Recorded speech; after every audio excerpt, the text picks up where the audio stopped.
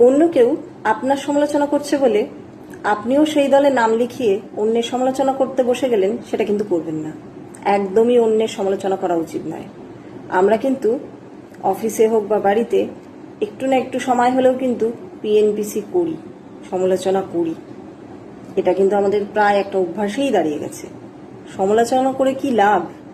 বরঞ্চ যে সময়টা আপনি সমালোচনায় নষ্ট করছেন, সেই সময়টা আপনি ভাবুন যে আপনার যে কাজকর্মগুলো আছে সেগুলোকে আপনি আরও কত ভালোভাবে ডেডিকেশন দিয়ে, মোটিভেশন দিয়ে কাজগুলো করতে পারবেন। আপনার সাকসেসের পথকে আরও সুন্দরভাবে অ্যাচিভ করবার জন্যে আপনার সেই টাইমটা স্পেন্ড করুন।